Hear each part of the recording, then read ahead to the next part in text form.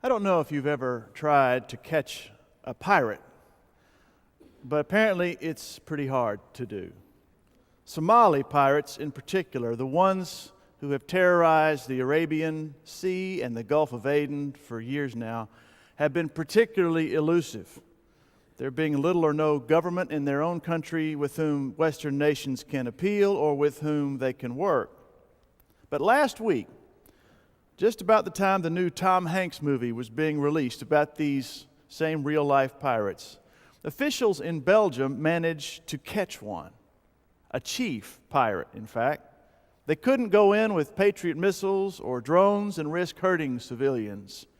They needed something strategic enough to strike at the command center at the top, to isolate the chief himself. How to do that? They relied upon the utter predictability of the sin of pride. They lured the pirate chief into a trap with the promise of filming a biopic about him. What megalomaniac can refuse the temptation of being a movie star? So the Belgians are credited with setting the trap. But spiritually speaking, we'd have to say that the trap was set by the pirate himself long ago. Pride is the true trap, and he was already bound, hand and foot. All the Belgians had to do, quite wisely, by the way, was give him the opportunity to snap the trap shut on himself. You can say the devil made me do it about other sins, but pride is self-deception, willful blindness. When the Nobel Peace Prize was awarded last month, Syrian President Bashar Assad, of all people, joked to a reporter that they should have given the award to him.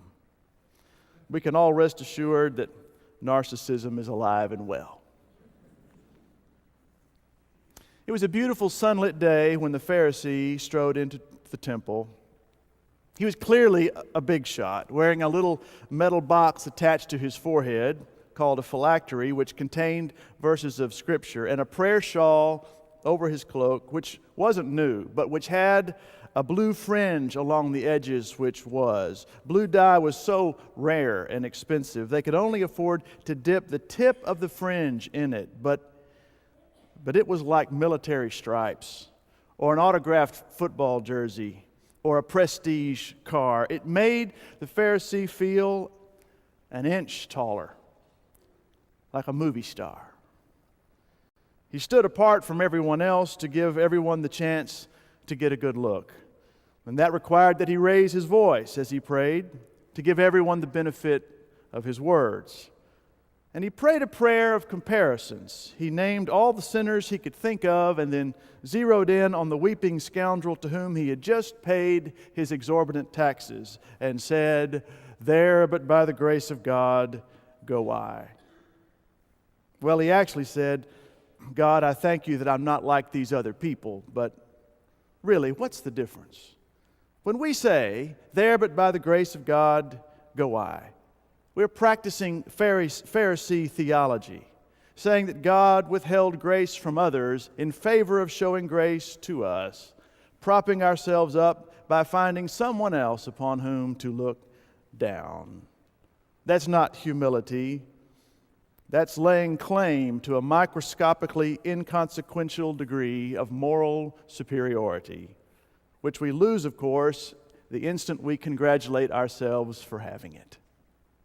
It's silly, really, and it's a phrase we can do without. But if we picture the Pharisee strutting around in comic pomposity, it will only prevent us from seeing ourselves in this story, and that's the whole point of a parable, to see ourselves. We all know enough about pride to know that despite all appearances, this Pharisee is a broken person too. Every bit the sinner that the tax collector is. The difference between them is that he is in denial about that, while the tax collector is willing to confront it in abject humility. And that difference, according to Jesus, is all the difference in the world. The tax collector's sins are rooted in what he does, and for that he is sorry. The Pharisee's sins are rooted in a false sense of who he is. And to protect that, he can't afford to be sorry. He has to maintain the facade at all cost. And this is true of anyone living a lie. It's a terrible burden. Reinhold Niebuhr said, anxiety is the root of pride. There are at least two telltale signs that you are dealing with pride, and the first is that you lose the ability to laugh at yourself. And the second is that you lose the ability to admit that you're wrong, unless, of course, there's someone else involved who's just a little bit more wrong. Like the Pharisee, we use comparison to avoid facing ourselves, to condemn in others the wrong that we won't face in ourselves. And we do this all the time. Confession brings a halt to all comparisons. It literally means that we agree with what the judge says about us, and not because there's virtue in feeling terrible about ourselves, but because confession is about confronting our own truth. It's how we become the sinners that we already are. Comparisons aside, confession is how we get real.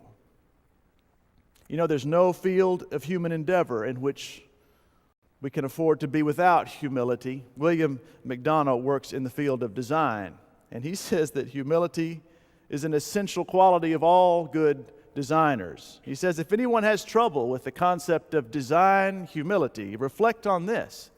It took us 6,000 years to put wheels on our luggage. Pride is always foolish, but what makes the pride in this parable so ugly is that it is practiced in the name of God. Barth said that pride is the fundamental sin of religion, and it is particularly ugly. It is not just the pretense that tries to cover insecurity or the arrogance of self-justification. It uses the authority of God to construct a false self. A Baptist preacher was driving home late one night when flashing blue lights appeared in his rearview mirror.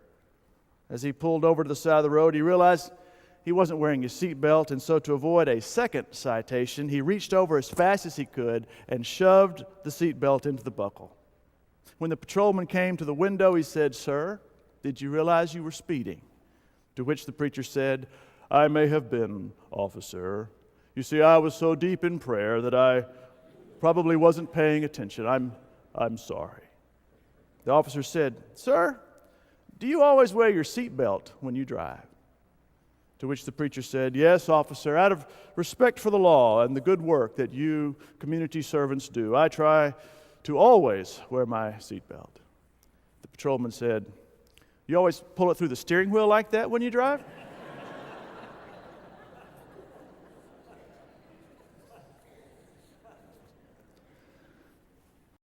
Pride is the trap we set for ourselves, and it creates a chasm between us and others, and a chasm between us and God as only sin can. And when we're infected with it, even our good deeds are sinful because they're really for our own benefit, because we hope they will save us, and because they require other people's depravity to work for us. Of all the people in the temple, of all the options, the Pharisee fixated upon the most pitiable man available and used his wretchedness like a stepladder upon which to ascend to his pedestal. If this parable doesn't make us squirm a little bit, we aren't reading it right.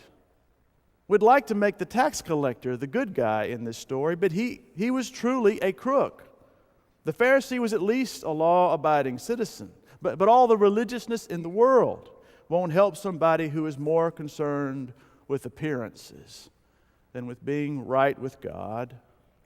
That's why 5 verses later we see Jesus say, "No one is good except God alone." A few years ago, in a midweek series on the cardinal virtues, we learned that in classical thought, humility was seen as the parent of all the other virtues. Today we treat it like a soft, maybe second-tier virtue, but all you have to do is try to imagine the other virtues without it, and you realize that humility is what makes all the others possible. Or study the life of someone like Lula Wilden to see that rather than bringing shame on us, humility is the very thing that makes our lives beautiful. Nations, institutions, and churches need it every bit as much as individuals. For example, before we allocate the money to build new signs for our church, which anyone can see that we need, one of the bigger decisions that we will have to make as a congregation is whether our primary allegiance is to reminding passersby that we were the first Baptist church in this area, or whether our overarching commitment is to take seriously Jesus' command that we never put ourselves in first place, not even at a dinner party. And knowing that would be controversial, I just bring it up as an example and happily defer that decision to you and our new senior pastor, whomever she will be. I merely say that whatever discomfort you feel about that is a sign that you are wrestling honestly with Jesus' parable. The confessional church, the humble church, is desperately needed in a society in which it is more unfashionable by the minute to admit that you're wrong about anything or that you are second place to anything. But corporate humility isn't possible for us as a church until we have first found personal humility. I once knew a brilliant man with a PhD whose marriage was falling apart. I said, "Why don't you go see a marriage therapist?"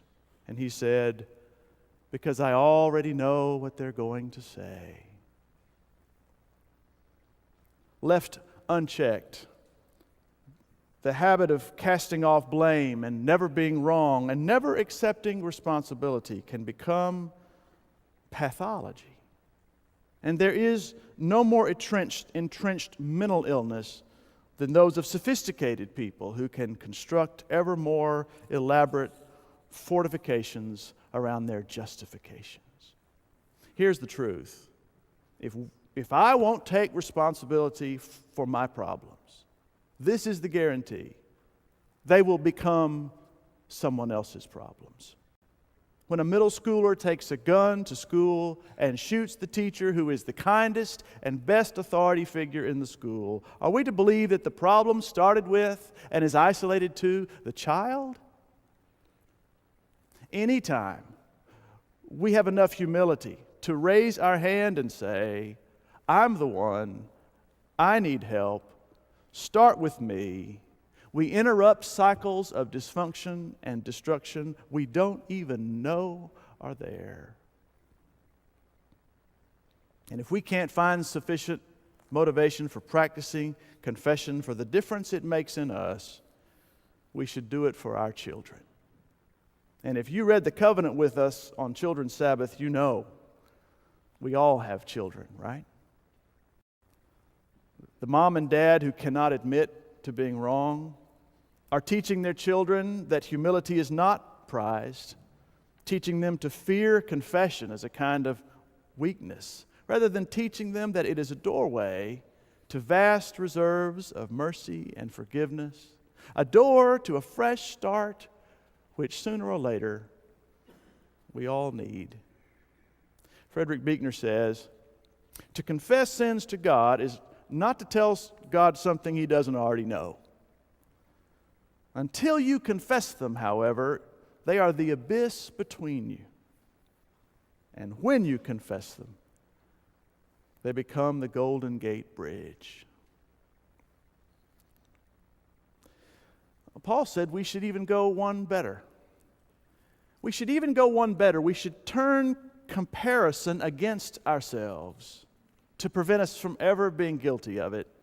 He wrote, "Do nothing in selfish ambition or conceit or in your own interests, but in humility regard others as better than yourselves. If I see others as better, well, I certainly can't prop up my sorry self-esteem on their weaknesses. So how do we get started? I think the place to start must be where Jesus starts. 2 men went up to the temple to pray. This parable is about our self-understanding and the systems that reinforce those attitudes, but the catalyst for reversing those systems is prayer. If we can't be honest with God, we won't be honest with anyone. Now, we don't always feel like praying, do we? But I've noticed, and maybe you have too, that whenever I'm doing some menial task, walking the dog, cutting the grass, doing the dishes, an almost unavoidable conversation starts up in my head.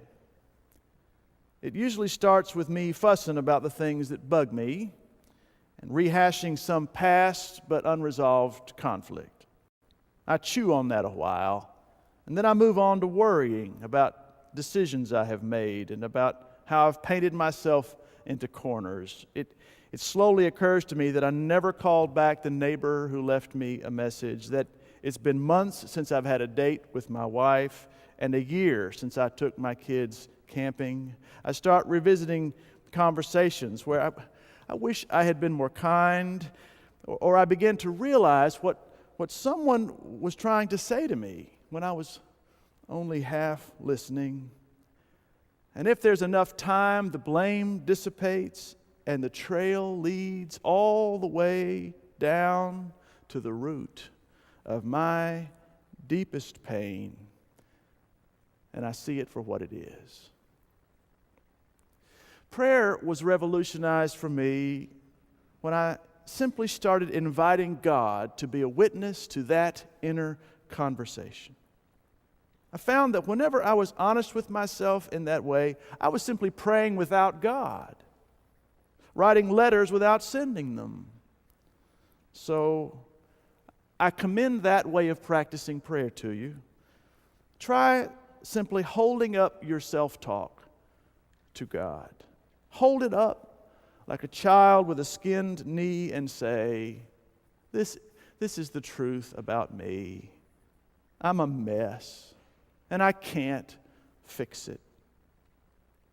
You may just find yourself praying an honest, life-changing prayer. And it's worth it all. It's worth it all for this reason. Forgiven people become forgiving people. That's what sanctification is. You know, the Pharisee got home that day looking as immaculate as when he left the house. But he locked the door behind him immediately because every secret sin and dark thought he ever had was sitting around the house right where he left it. The house was full of them, on the furniture, on the floor, in the cabinets, in the sink, like cats mewling to be fed. The tax collector left the temple and was promptly mugged. A running thief had his wallet, but being accustomed to scrapping with the best of them, the tax collector hurled his walking stick at the thief's legs and brought him down on the ground in seconds. He had his hand on the man's throat. He was not surprised to see how dirty the man was in his rags, but he was struck by the horrible infection swelling on the left side of his face. It had already cost the man an eye, and since there was no treatment, before too long it would cost him his life. Almost without thinking, the tax collector handed the man his flask. And then he took his cloak and he wrapped it around the thief's shoulders. He pulled him to his feet and allowed him to walk away stunned with wallet, flask, and coat. The tax collector walked home as stunned as the thief. Where did that come from? He wasn't sure. All he knew was he felt so thoroughly unburdened. So thoroughly unburdened that he didn't know whether to laugh or to cry.